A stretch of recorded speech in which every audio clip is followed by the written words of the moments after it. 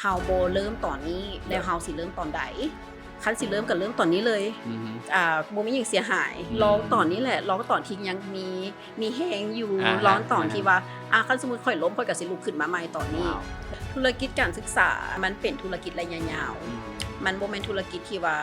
เฮาเริ่มเฮ็ดปีทำอิฐ2ปีทำอิฐหรือ3ปีทำอิฐแล้วมันจะได้ทุกอย่างต้องได้ใช้เวลาในการที่ว่าจะต้องได้สร้างความเชื่อหรือว่าสร้าง trust กับ community สร้าง trust กับผู้ปกครอง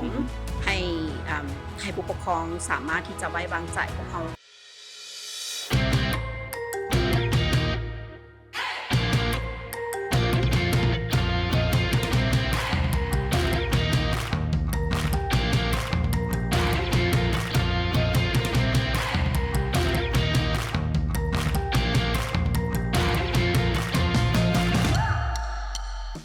สบายดียินดีต้อนรับเข้าสู่รายการ Entrepreneur Story เรื่องราวแห่งบันดาลใจดีๆจากผู้ประกอบการเนาะซึ่งอีกครั้งหนึ่งกับเอพิโซดนี้พวกเราได้แขกรับเชิญที่เชื่อว่าจะเป็นขวัญใจของบรรดาผู้ปกครองที่มีลูกหลานน้อยๆเลยเนาะซึ่งเพิ่นมาจากธุรกิจลับหลังบ้านขอเสียงตบมือต้อนรับทางไอรอนเลยสบายดีสบายดีไอรอนเป็นอะไรช่วงนี้เวียกวุ่นๆบ่บ่น้อยเลย บ่น้อยเลยลูกๆหลายคนที่ต้องได้เบิ่งแยงถึงว่าได้เลี้ยงลูกหลายคนโดยซั่นเดี๋ยวเบื้องต้นเนาะเพื่อให้ผู้ชมได้รู้จักไอรอนหลายขึ้นอยากให้ไอรอนช่วยแนะนำตัวกับสิ่งที่เฮ็ดอยู่ตอนนี้แหน่สบายดีเนาะชื่อรอนสุขดารอนพรหมเทพตอนนี้แม่นกำลังดำเนินธุรกิจโรงเรียนนานาชาติแลบหลังบ้านซึ่งก็เป็นผู้ก่อตั้งและก็เป็นผู้อำนวยการแต่ว่าคือตอนนี้ก็จะเฮ็ดเวียกกับที่จริงเพิ่นก็เอิ้นว่าผู้อำนวยการอีกผู้นึงเพราะว่าพวกเฮามีเริ่มขยายสาขาแล้วก็จะได้เฮ็ดเวียกร่วมกันช่วยเวียกกันก็โรงเรียน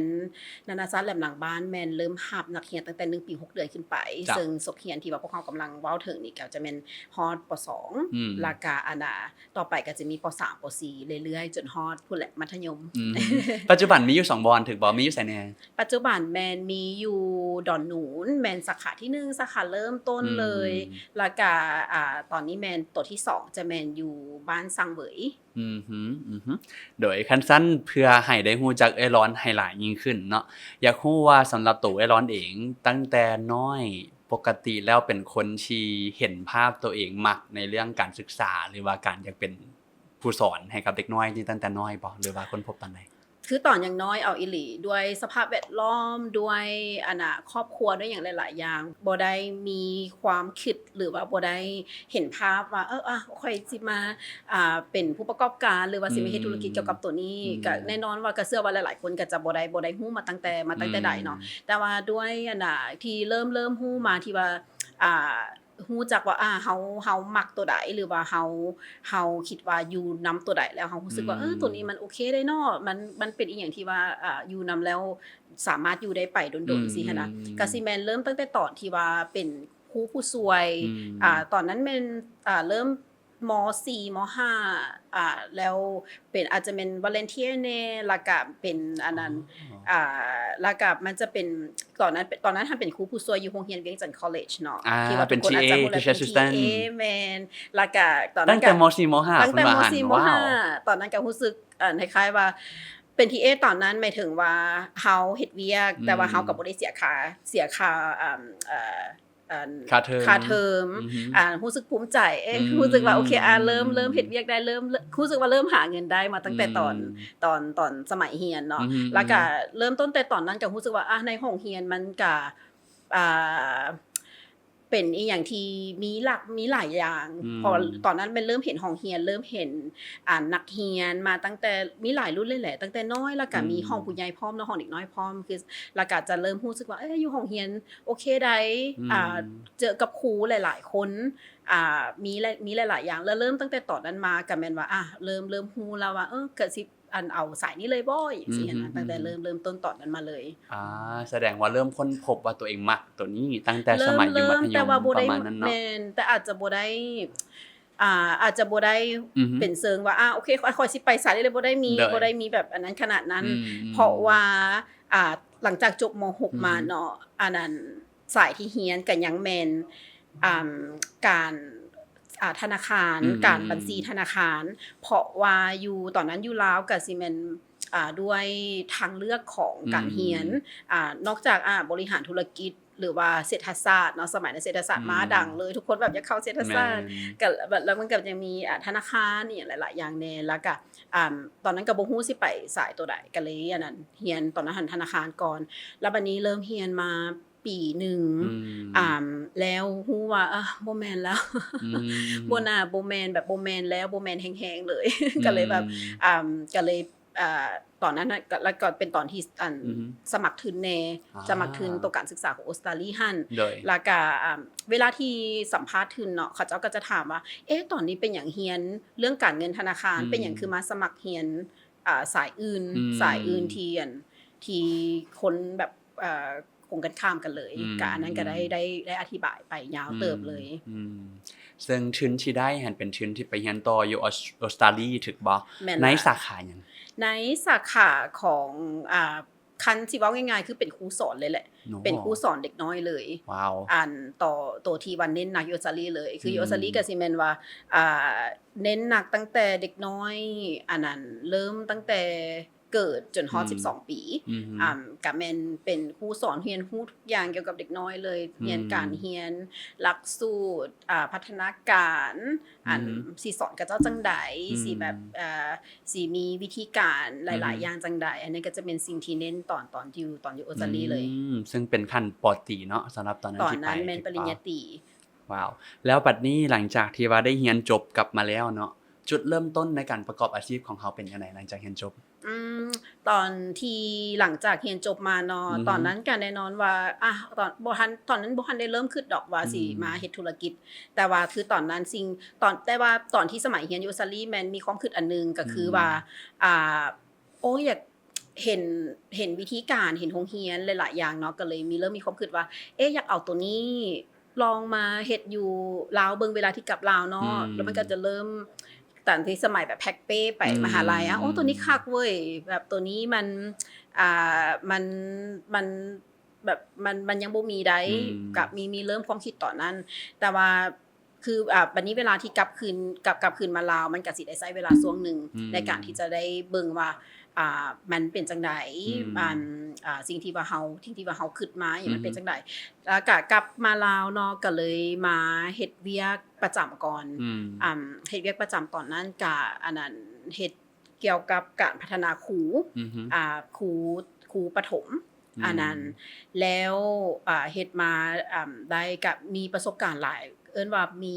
เรียนรู้หลายๆอย่างเลยแหละก่อนที่จะเริ่มรู้ว่าอันนั้นโอเคคันสมมุติว่าสิ่งที่ว่าอยู่ในหัวมาตลอดตั้งแต่ตอนที่สมัยเรียนตั้งแต่ตอนที่ว่าเฮาเฮ็ดหลายๆอย่างก็เลยมาถามตัวเองว่าคันสมมุติเฮาบ่เริ่มตอนนี้แล้วเฮาสิเริ่มตอนใดสมมุติว่าเฮา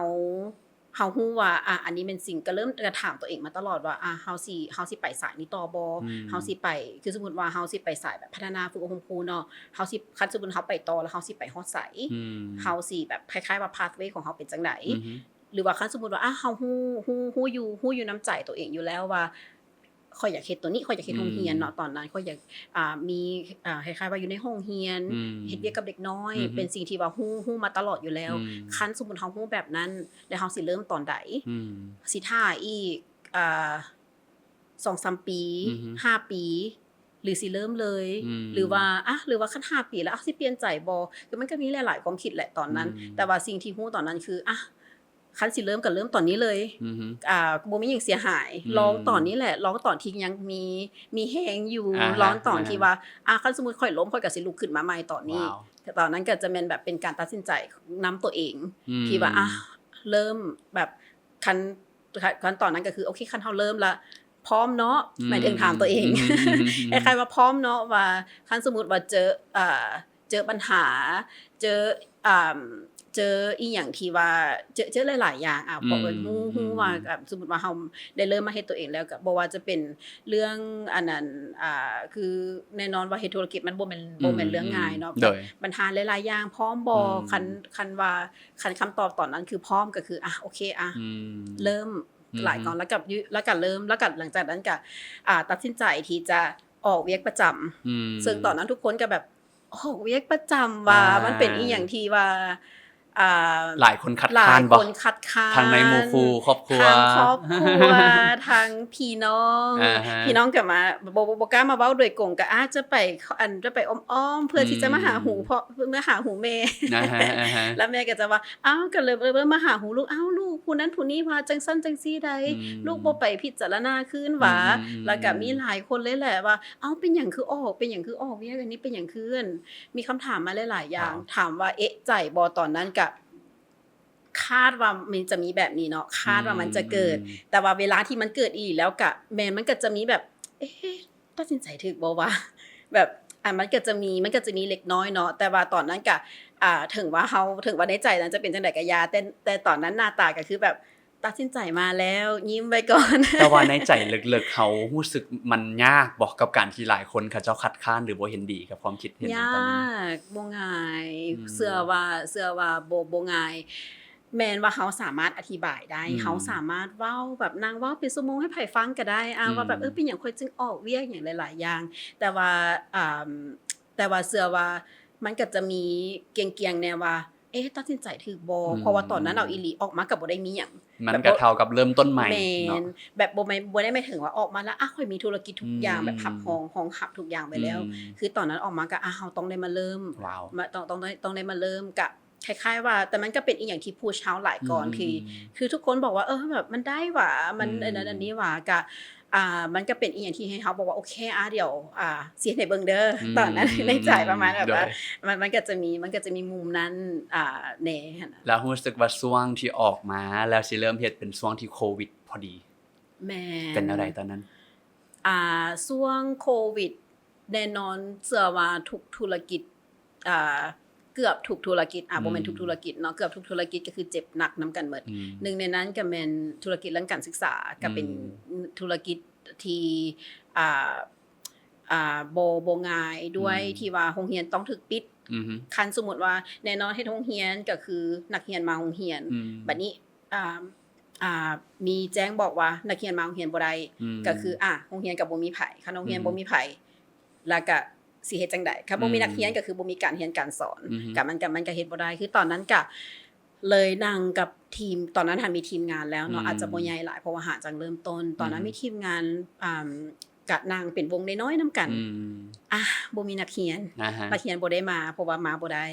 แล้วเฮาสิเฮ็ดจังได๋แล้วบัดนั้นตอนนั้นเนาะหลายคนก็เขาเจ้าก็เฮ็ดออนไลน์เรียนออนไลน์ต่างๆพวกเขาลองแต่ว่าแน่นอนว่าเด็กน้อยนักเรียนของพวกเขาแม่นตอนนั้น2ปี3ปีลองแล้วมันบ่เวิร์กขนาดนั้นอันนั้นคันว่าความจริงก็คือมันยังบ่เวิร์กขนาดนั้นด้วยหลายอย่างคือเด็กน้อย 2-3 ปีคือตอนนั้นแม่นเขาเจ้ากับแม่นเขาเจ้าเบิ่งเฮาได้ลมเฮาได้ประมาณ5วินาทีแล้วเขาก็ไปบอนอื่นสิหั่นนะก็เลยคิดว่าเอ๊ะมันแม่นคันเฮาเฮ็ดตัวนี้ต่อไปมันก็จะเป็นคล้ายๆว่าเฮาเฮ็ดเพื่อเฮาได้เฮ็ดซื่อๆแต่ว่าเฮาฮู้อยู่แก่ใจว่ามันยังบ่ได้ประสิทธิภาพขนาดนั้นก็เลยมันหลั่งรวมกันว่าเฮาสิเฮ็ดจังได๋ด้วยทุกอย่างที่เฮามีเนาะแล้วก็แต่ละคนก็ออกไอเดียเลยแหละว่าแบบเฮาเฮ็ดจังซั่นจังซี่ดีบ่สุดท้ายก็เลยเปลี่ยนจากว่าคันสมมุติว่านักเรียนมาโรงเรียนบ่ได้เนาะตอนนั้นแม่นพวกเขาก็เลยคล้ายๆว่าเป็น study group อยู่บ้านผู้ปกครองก็ตอนนั้นก็โชคดีที่ว่ามีผู้ปกครองให้การสนับสนุนแล้วก็ให้ความสนใจมาหลายเลยแหละเพราะว่า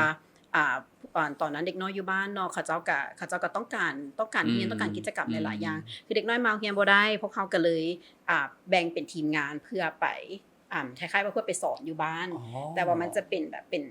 นกลุ่มน้อยๆสิค่ะกลุ่มน้อยๆแม่นบางเทื่อก็จะเป็นสอน2คนหรือว่าอาจจะเป็นวันออนวันหรือว่าแบบหรือว่าบ้านใกล้ๆหันก็จะมีหมู่เขาเจ้าก็แบบมาจัดเป็นกลุ่มน้อยๆนำกันสิค่ะนะซึ่งตอนนั้นก็สามารถที่จะอย่างน้อยๆสุดก็คือตอนนั้นหันแม่นคิดหาทีมงานอย่างเดียวคือเฮ็ดจังได๋ให้ทีมงานยังมีเวียกเฮ็ดแล้วก็ให้สามารถได้รับรายรับที่ปกติแบบให้มันได้แบบextend หลายที่สุดแต่สิ่งที่เป็นตาย้านตอนนั้นหลายกว่าสิ่งที่ว่าเฮ็ดก็คืออาจจะแม่นย้อนว่าบ่ฮู้ว่ามันสิไปฮอดตอนใดบ่ฮู้ว่ามันสิแบบเป็นจังได๋บ่ฮู้ว่า แม่นอยู่ว่าตอนนี้แม่นเฮามีเฮายังคล้ายๆว่าเฮายังมีไอเดียเฮายังเข้มแข็งอยู่แต่ประเด็นก็คือบ่ฮู้ว่ามันสิไปฮอดไสและเฮาสิเฮ็ดแบบนี้ไปฮอดตอนใดอันนั้นก็จะเป็นสิ่งที่เป็นตาย้านณตอนนั้นว้าวก็ถือว่าเป็นอีหยังที่บ่ง่ายเนาะในช่วงเริ่มต้นแล้วบัดนี้ยังจื้อได้บ่ตอนแรกที่เฮาเริ่มเลยอะนะนักเรียนทั้งหมดเฮามีจักคนในเทอมแรกนับได้เลยตอนเริ่มต้นแม่นอ่าคันตอนเริ่มต้นแม่นมี5คนว้าวจะมีอัน5คนหั้นก็จะแยกกลุ่มอีกได้เพราะว่าเขาเจ้าอายุต่างกันแสดงว่าแต่ว่าเริ่มต้นอีหลีเนาะเริ่มต้นมีนักเรียนมาคือแต่ว่าตอนนั้นหั้นก็เริ่มคิดไปแล้วแหละว่าคันเฮาสิเริ่มเนาะถึงว่ามันมีนักเรียนคนหนึ่ง2คนนะเฮาก็ต้องได้สอนเฮาก็ต้องได้เฮ็ดแบบสุดๆที่จะเฮ็ดให้เด็กน้อยผู้นี้หรือว่ากลุ่มนี้ให้กับเจ้าเต็มที่สำหรับเขาเจ้าให้เขาเจ้าได้รับการศึกษาที่เต็มที่ที่สุดอันนั้นก็จะขึ้นมาไว้แล้วแล้วก็เวลามาเฮ็ดแท้ๆตอนเริ่มต้นคาดกว่าหลายกว่าสิคาดน้อยนึงคาดไว้ประมาณคนนึง2คนก็เริ่มต้นเป็น5คนเนาะแล้วก็หลังจากนั้นที่จริงหลังจากโควิดมาแล้วมันก็จะเริ่มคล้ายๆแบบเริ่มใหม่เริ่มเข้ามาใหม่แล้วก็เริ่มบัดนั้นมันก็จะมีเริ่มมาเรื่อยๆเริ่มต้นมารู้สึกว่าเวลาลมกับทางไอ้ร้อนเห็นแววตาที่มันเปล่งประกายเวลาเว้าถึงเรื่องการสอนหรือว่าเด็กกับเด็กน้อยอยากรู้ว่าในอดีตที่ผ่านมาเฮามีประสบการณ์อีหยังในวัยเด็กหรือประสบการณ์หยังเกี่ยวกับเด็กที่เฮ็ดให้เฮารู้สึกว่าอันนี้แหละมันสิ่งที่ข้อยจะเฮ็ดบ่ประสบการณ์ในวัยเด็กแม่นอยากลิ้นหลายกว่านี้คือตอนที่เรียนเนาะตั้งแต่ประถมคันอนุบาลเอาอีหลีเคยคิดอยู่แต่อนุบาลหั้นจื้อได้เป็นลางๆแต่บ่ได้จื้อเป็นภาพขนาดนั้นแต่จื้อได้แม่นเริ่มประถม GP แล้วล่ะเราจะเริ่มจื้อมาได้หลายแล้วประถมแม่นคือตอนที่เรียนแม่นยังเรียนเป็นแบบมันจะเป็น traditional ค่อนข้างหลายเลยแหละเบิดมือก็สิแม่นว่าก็คือคล้ายๆว่าถ้าว่าโอ้สิฮอดแบบ 10:00 นแล้วว่ะสิฮอดโมงเลิกเรียนแล้วว่ะคือโมงเลิกเรียนจะเป็นโมงที่แบบท่ามาตลอดท่ามาทุกมื้อตั้งแต่ตอนนั้นก็คือคิดว่าอาจจะเป็นด้วยความที่มีอาจจะเป็นด้วยประสบการณ์การเรียนบ่ได้เชิงว่ามันบ่ดีแต่หมายถึงว่าฮู้ว่าเขาต้องการหยังตอนเด็กน้อยแต่เขาบ่ทันได้มันแล้วก็เลยอยากให้เด็กน้อยคนอื่นที่แบบเขาเจ้าเกิดมาในยุคนี้เนาะที่ว่าแล้วก็ด้วยสิ่งที่ไปเรียนมาต่างๆแน่มันก็พรูฟว่าเด็กน้อยควรจะเรียนรู้แบบนี้แล้วเฮาบ่ได้รับสิ่งนั้นมาโดยตั้งแต่ตอนสมัยที่เฮาเรียนก็เลยอยากให้เต็มที่ว่าแบบแต่สิ่งที่ว่ามันเป็นแบบนี้มันการเรียนรู้สำหรับเด็กน้อยมันเป็นแบบนี้เด้อย้อนเฮาบ่ได้มาเฮาก็เลยอยากให้คนอื่นI see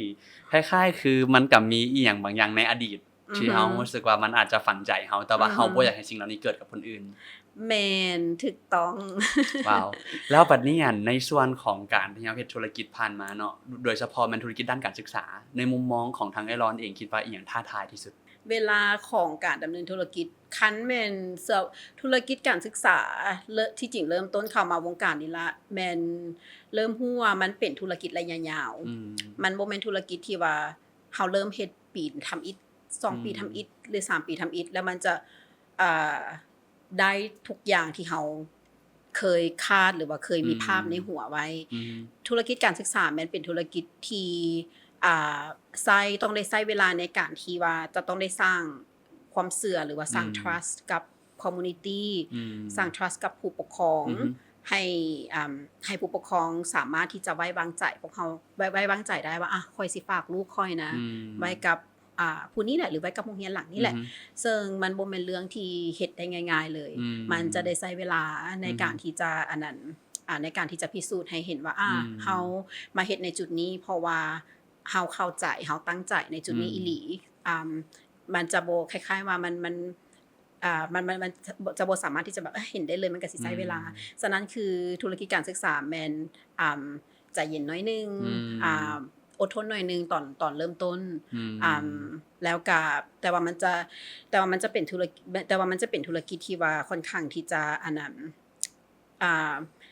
คันสมมุติว่าง่ายๆคือถามว่ามันจะเจ๊งบ่สิหั่นน่ะ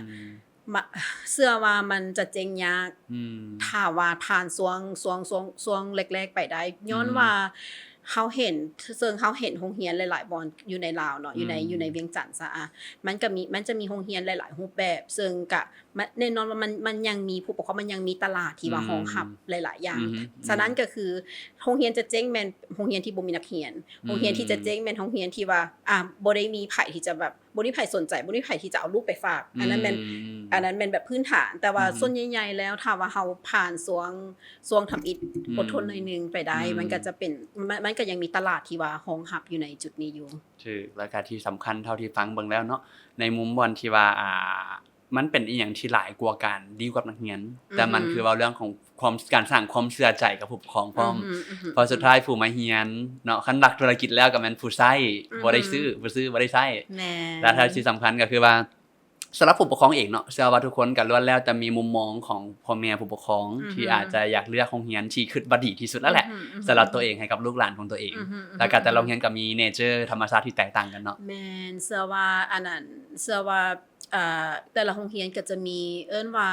มีจุดพิเศษหรือว่ามีรูปแบบต่างๆที่แตกต่างกันซึ่งมันเป็นสิ่งที่ดีซึ่งมันเป็นสิ่งที่ว่าอาจเป็นทางเลือกให้ผู้ปกครองหลายก่อนเพราะว่าแน่นอนว่า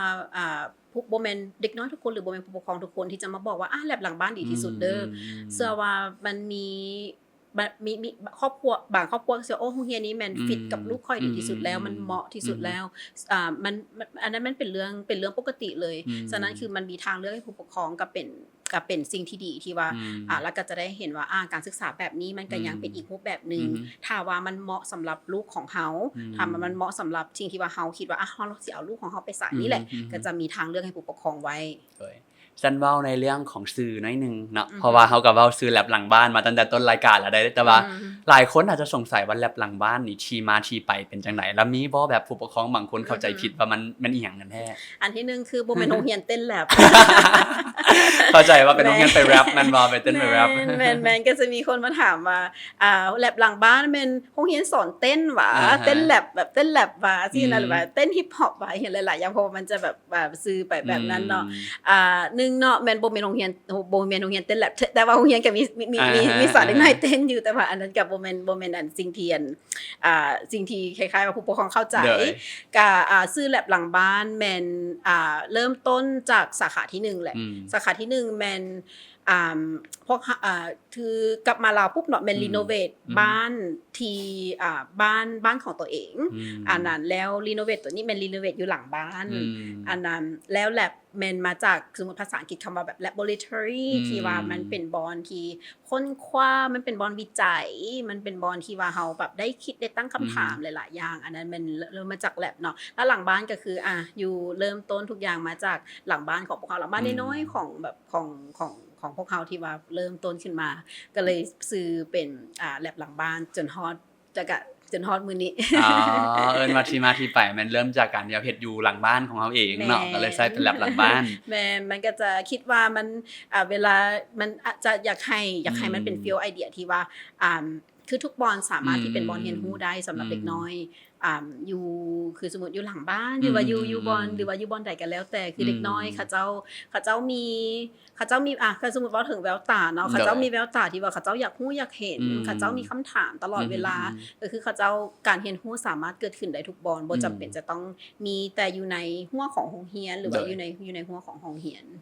ซั่นเดี๋ยวมาลองเจาะจิ้มกันเว้าเรื่องของแลบหลังบ้านหน่อยนึงเพราะเชื่อว่าเฮาก็ต้องมีจุดหยังที่เป็นจุดพิเศษหรือจุดที่เอกลักษณ์เฉพาะเนาะที่ให้หลายคนคิดหาแลบหลังบ้านอยากรู้ว่าทางเอรอนสิพอเล่าให้ฟังได้บ่ว่ามีหยังแน่ผู้ปกครองส่วนใหญ่อันนี้อันที่จริงที่อันนี้อาจจะถามผู้ปกครองหลายก่อนว่าเป็นหยังคือคันเวลาที่เว้าถึงแลบหลังบ้านมันจะขึ้นหาหยังเนาะแต่อันนี้เว้าของในนามผู้ปกครองส่วนใหญ่ที่ว่าพวกเขาได้เฮ็ดเวียกนำก็คือแลบหลังบ้านเป็นที่รู้จักกันในแบบรูปแบบของการศึกษาที่ว่าเน้นการปฏิบัติตัวจริงแท้บ่คล้ายๆว่าบ่ได้เขียนแต่อยู่ในเจียว่าสิซะเน้นการปฏิบัติตัวจริงแท้ๆก็คือให้เด็กน้อยได้มีโอกาสที่จะค้นหาได้มีโอกาสที่จะได้ถามคำถามได้สามารถบอกว่าค่อยมักหยังค่อยบ่มักหยังซึ่งมันเป็นไอเดีย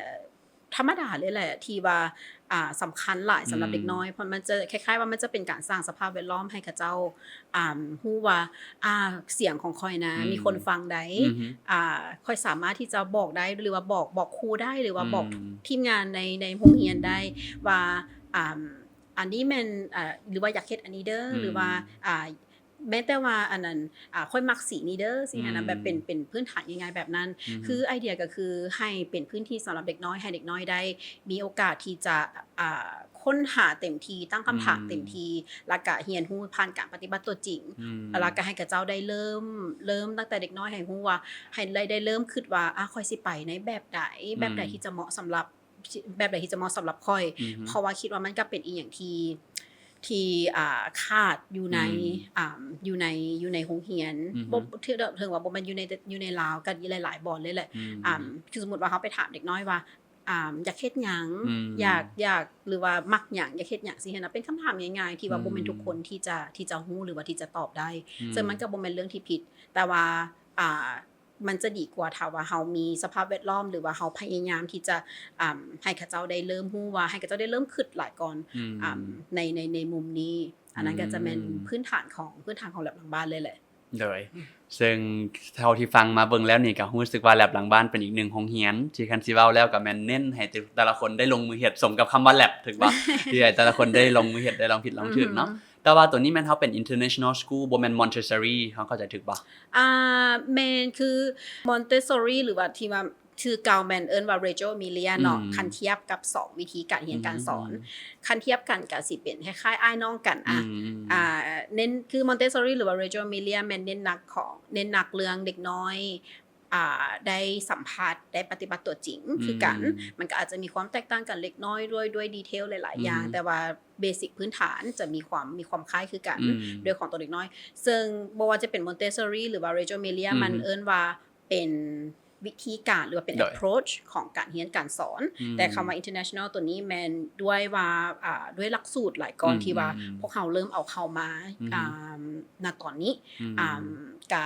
มันจะคล้ายๆว่ามันตอนนี้เป็นพวกเขาเป็นโรงเรียนที่นำใช้หลักสูตร IB เนาะแต่ว่าอันนั้นกำลังคล้ายๆว่าสิสมัครเพื่อที่จะเป็น IB อย่างเป็นทางการในเดือน6ที่จะกำลังมาถึงนี่อันนั้นก็จะเป็น process คือทุกโรงเรียนที่ว่าจะนำใช้หลักสูตร IB มันจะต้องผ่านขบวนการที่ว่าเป็นคันภาษาลาวกับคันภาษาอังกฤษมันเอิ้นว่า candidacy school ซึ่งมันจะเป็นโรงเรียนอันนั้นที่เป็น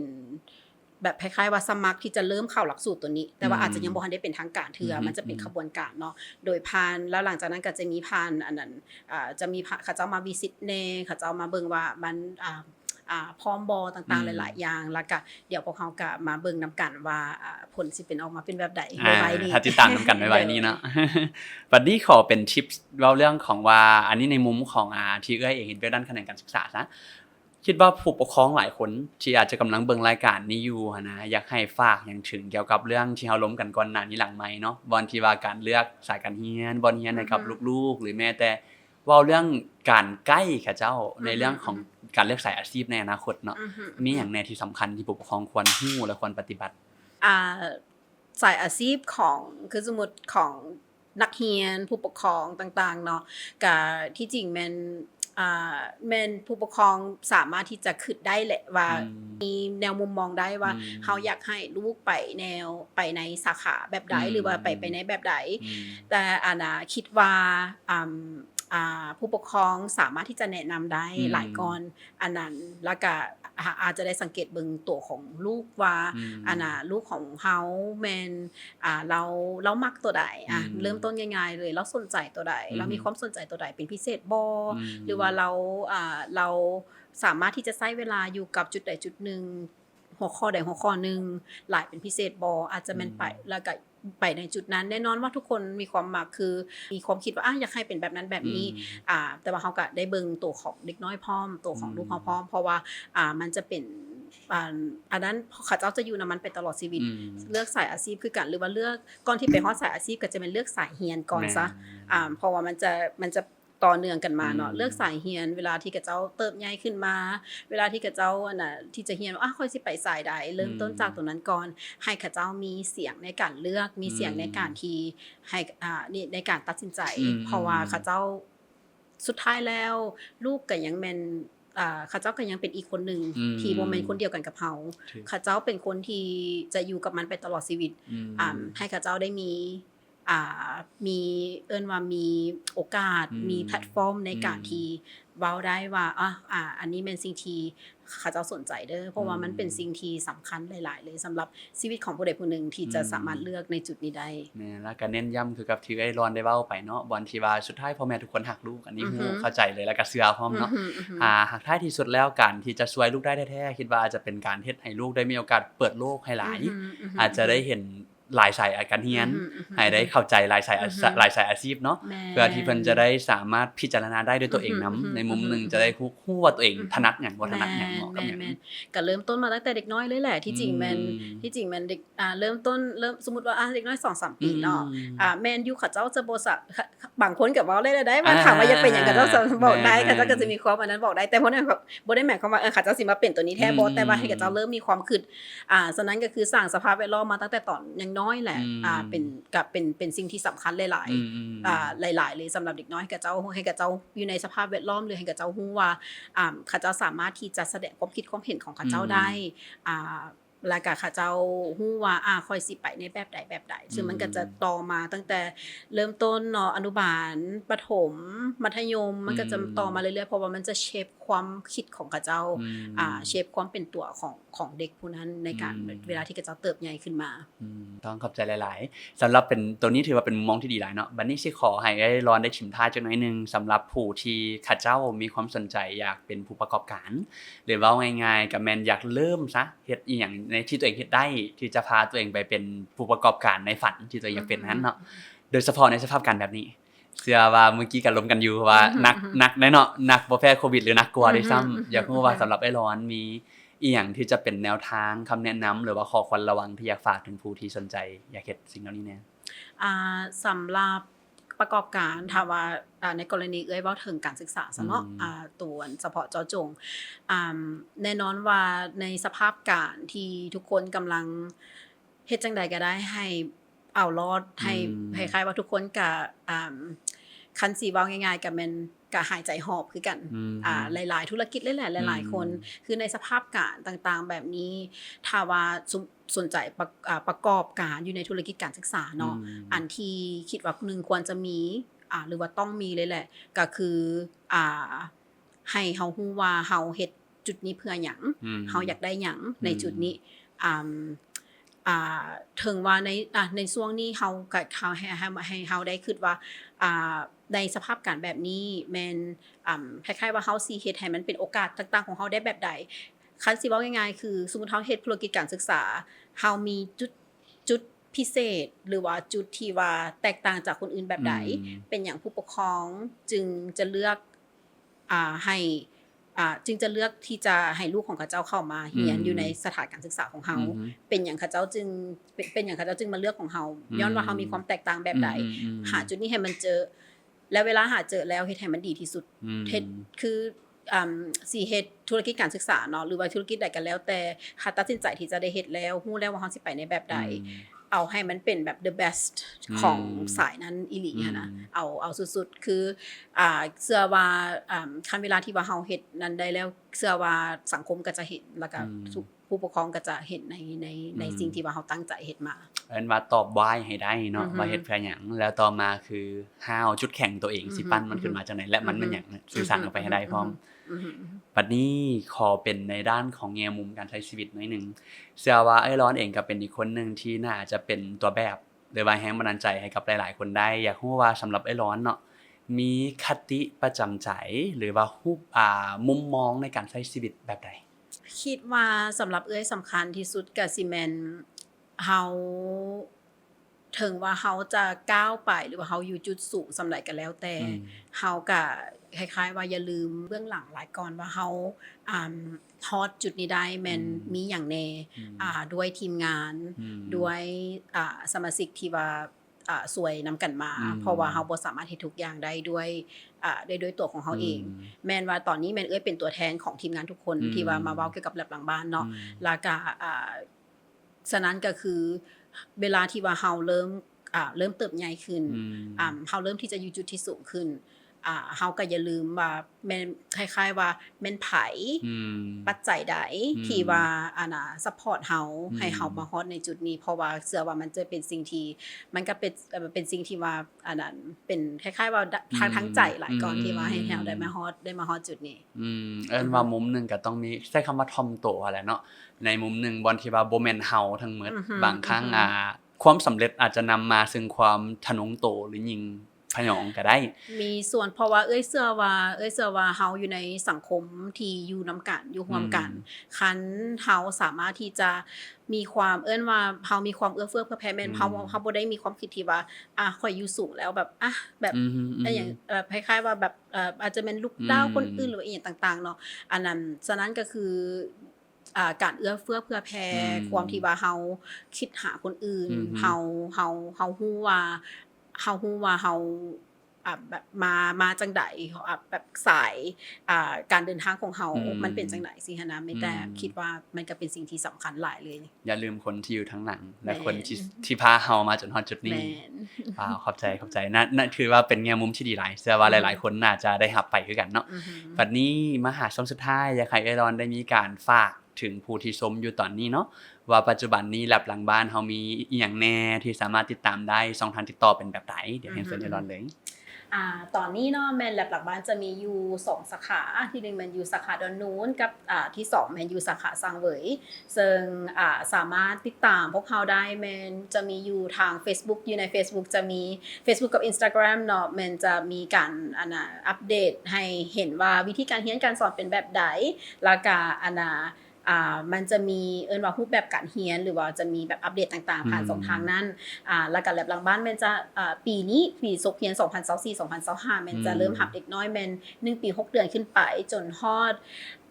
7-8 ปีซะหรือว่าแม่นป.2 เนาะแล้วก็ปีต่อไปจะแม่นมีป.3 ป.4 ไปเรื่อยๆอีกมีแต่ฝากติดตามความตั้งใจของทีมงานของพวกเราเนาะผ่านกิจกรรมหรือว่าผ่านโรงเรียนที่ว่าพวกเราตั้งใจสร้างพวกมันมานำกัน